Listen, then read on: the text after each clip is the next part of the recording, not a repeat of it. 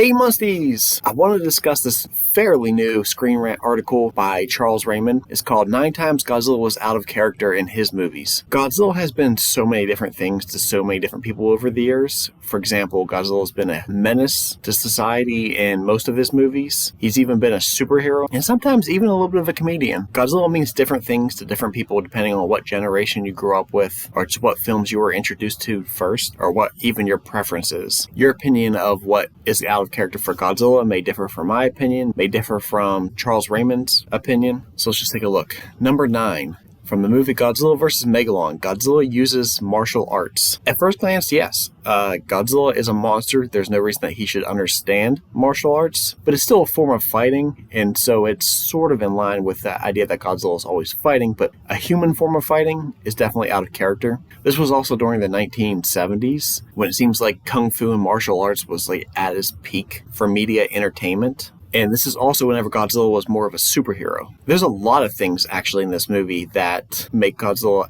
out of character. Performing martial arts may or may not be the biggest thing.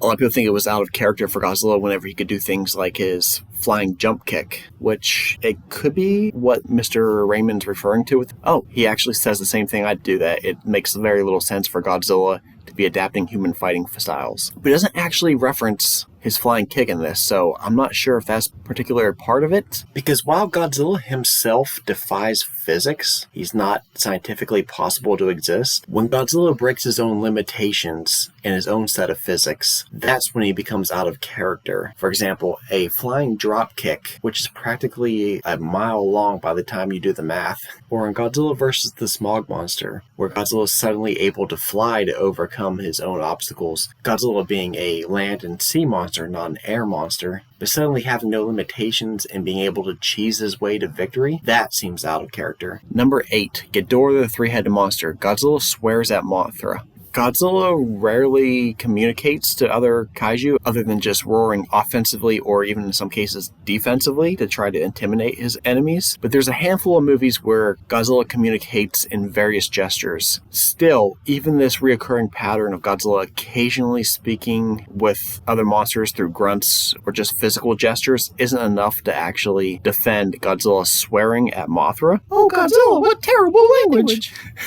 The idea that Godzilla can actually communicate in language does seem out of character, but there is that hint of a reoccurring pattern here of how Godzilla communicates sometimes to various other kaiju. So it's not the most out of character thing. It's out of character for the idea of what Godzilla, in my opinion, is supposed to be. Just this almost mindless monster that has some basic animal instincts. So to have language is pretty intelligent, but it's not unheard of for Godzilla. Actually, according to the English version of King Kong vs. Godzilla, the first time Godzilla and Kong met, I believe one of the American added scenes, they even do a comparison of Godzilla's intelligence compared to King Kong's skull capacity. If that has to be taken as canon, which I'm not saying the English cut version is canon, then it would imply that, yes, Godzilla having intelligence is out of character. But that's the English cut, not the original Japanese cut. Number 7, Godzilla vs. Gigan. Godzilla talks to Anguirus.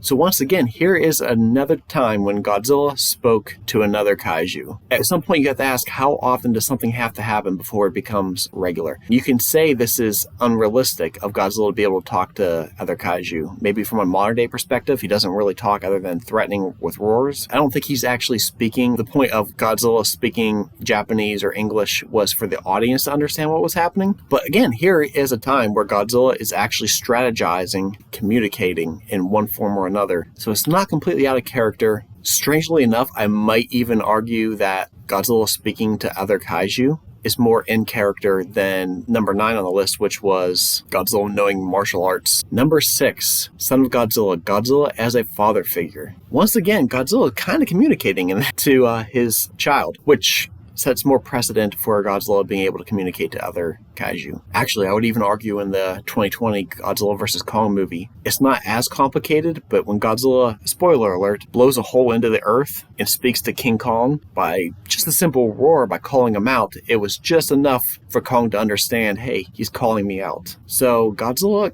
kind of is able to communicate with other kaiju. Now, I understand there is a difference between communicating and speaking, but who's to say if there's any difference between what Godzilla is doing in, for example, Godzilla vs. Kong, or as son of Godzilla, communicating to Minya? How is that any different from how Godzilla is speaking to Anguirus? The only difference is the director in Godzilla vs. Gigan chose to explain it to the audience. I'm getting way too technical, I think, for this list. This is just like the most obvious standout, strange moments that the audience doesn't expect to see. Okay, back to number 6, Son of Godzilla. So not only is he speaking to Minilla in this movie and parenting him, which is sort of out of character. I mean, he taught him sort of how to be a mini Godzilla, taught him how to breathe his fire, but we've kind of seen this again and again throughout Godzilla's history too. Whether it's Godzilla vs. Space Godzilla, where Godzilla obviously cares about little Godzilla. Godzilla vs. Destroyer, where he literally goes over to mourn the death of his offspring. Or Godzilla Final Wars, where he has his little baby following him around at the end of the movie. There was Godzilla vs. Mechagodzilla 2, where Godzilla and Rodan were both maternally called to baby Godzilla through its crying. What else was there? There was Destroy All Monsters, where Godzilla brought Minilla into the fight against King Ghidorah and allowed him to get a few shots in too, and kind of encouraged it, kind of just let him have his moment. Could it be out of character? Yeah, kind of. I mean, if Godzilla is like a reptile, most reptiles seem to just lay eggs, and once they hatch, they leave the nest and let them go do their own thing.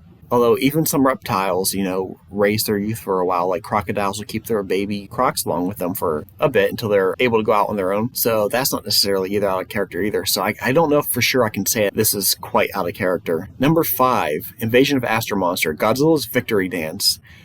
Yeah.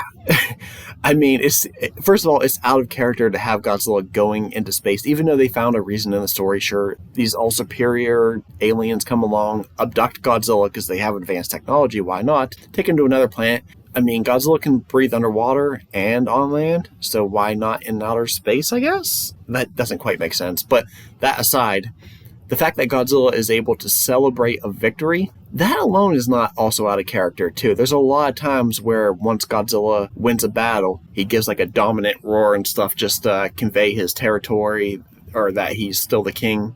We've seen this time and time again throughout many movies. But to do like a dance and hop and actually enjoy the lower gravity on this planet, that is out of character. Yes. Number 4, Godzilla vs. Kong. Godzilla smiles after blasting Kong. I remember when I first saw this in theaters, like some people laughed and I could hear it. It wasn't just me. Other people in the audience were like, did he just smile at Kong? From what I understand, Toho actually has really strict interpretations nowadays of like what you can and can't do. Godzilla can't emote.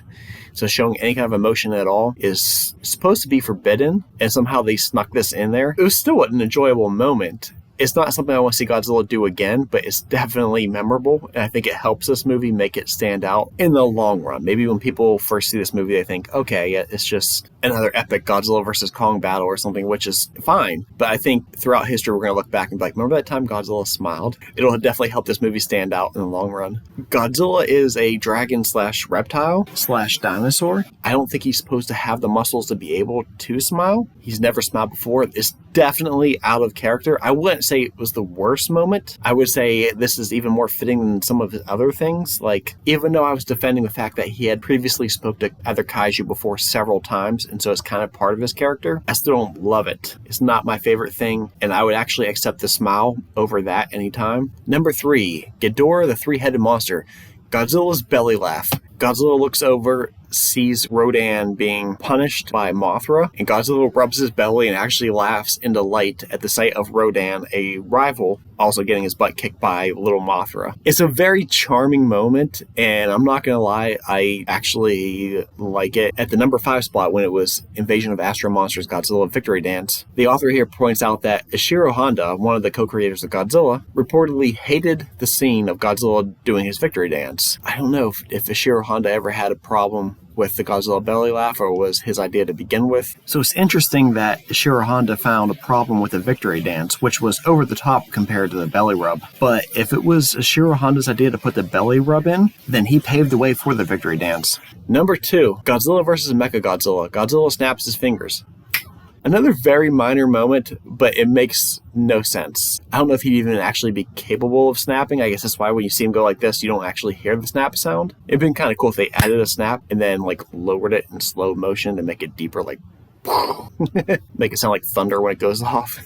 It's definitely a human trait. It's just as out of place as Godzilla doing martial arts or a belly laugh, because that is more complicated. There's adults who can't even snap their fingers, and yet Godzilla could do that. I'm not sure about the order of all of these in the list, but some of these definitely deserve to be on this list. Also, snapping your fingers in disgust or disappointment seems to be a more like modern trait, or at least was for that time. So not only is Godzilla doing something human, but he's also doing something moderate. And number 1, Godzilla vs. Megalon. Again, Godzilla shakes hands with Jet Jaguar. Once again, this was during the most superhero period of Godzilla's life. We saw him doing the flying kick. We saw him literally communicate, not to another kaiju, but he communicated to a robot in this through sign language. And then Godzilla did martial arts. And to top it off, now the handshake. I'm going to read the description because I want to see why the author put this at number 1. But my opinion, before we even get to that, is this probably does take the cake. Because while it doesn't seem as extreme as Godzilla doing a victory dance or anything else, it shows symbolically Godzilla becoming what he supposedly despises, which is humans. Sure, I mean, martial arts is human stuff. You know, belly laughs, gorillas can laugh too. But the formality of a handshake and the representation of it being a Western gesture, I believe at that time, I could be wrong, could be interpreted as Godzilla making peace with the Western world. After all, it was the Western world that bombed Japan, creating Godzilla. Just that picture alone is so sad. Godzilla's face is like, why are you making me do this human stuff right now? Alright, let's see what Charles Raymond says. Godzilla demonstrated familiarity with another aspect of human culture in 1973, Godzilla vs. Megalon. At the conclusion of their successful team-up against Gigan and Megalon, Godzilla and Jet Jaguar shared a celebratory handshake. The kaiju and the robot, recognizing their friendship with a handshake, complemented the movie's kid-friendly themes, but obviously wouldn't work in any modern installment in this franchise. It's pretty much the same thing I conveyed. But that wraps up the ScreenRant's list of 9 moments that Godzilla was out of character in his movies. I have one more, in my opinion, I would like to share with you. But first, if you like this article and you want to read more about it, support the original authors, go ahead and click in the description box. I have a link to the original article. Here's another moment that might be the most out of character moment Godzilla has ever had. Godzilla vs. the Sea Monster. That movie was originally supposed to star King Kong instead of Godzilla. Not only did they just replace King Kong with Godzilla, but they even kept some King Kong moments in there. Like whenever the native woman gets kind of held hostage by Godzilla, Godzilla just sits there and stares at her, just like King Kong, as if he's fascinated with her. They didn't even try to rewrite that scene. Godzilla literally just sits down on a rock and watches her for minutes, hours, who knows how long. That scene was literally written for King Kong, and then Godzilla replaced him. So that is the definition of out of character. What do you think of this list, Musties? What is the least Godzilla moment Godzilla has ever done? What do you think should be on this list? What do you think should not? How would you order this? What do you think of my thoughts? I'd love to hear more and debate with you in the comment sections. Alright, thanks for watching.